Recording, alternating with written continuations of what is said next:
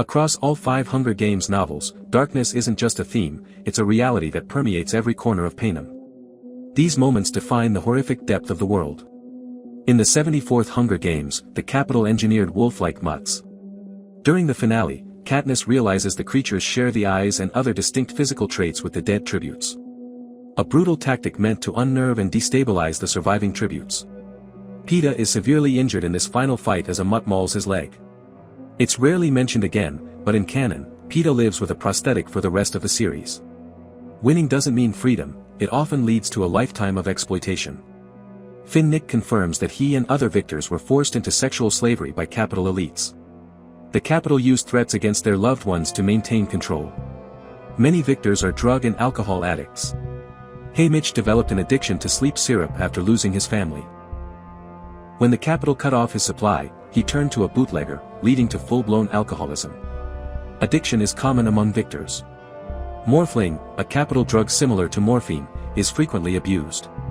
Addicts often suffer extreme weight loss, liver damage, and violent withdrawal symptoms.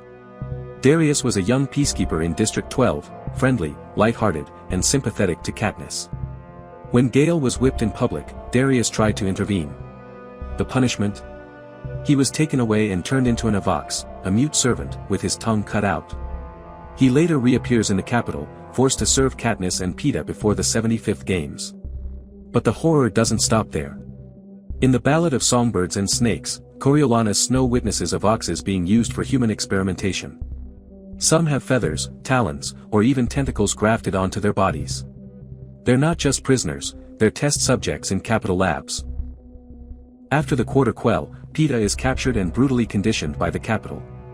He's injected with Tracker Jacker venom, beaten, denied food and sleep, and his memories twisted and reshaped into nightmares. They conditioned him to believe that Katniss was a threat. Worse, Peeta is forced to watch the torture and death of his prep team, and of Darius, the peacekeeper from his own district.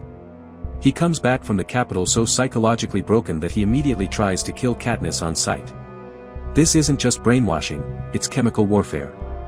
Peeta never fully recovers. Johanna Mason endured horrors of her own. Her head was shaved and she was waterboarded, a torture so intense it left her permanently traumatized. The damage was so deep that she later refused to shower. And this is just the surface. In Part 2, we'll cover the Capitol's child bombings, District 13's moral collapse, and the real reason Katniss stopped talking after the war. Follow for Part 2. It only gets darker.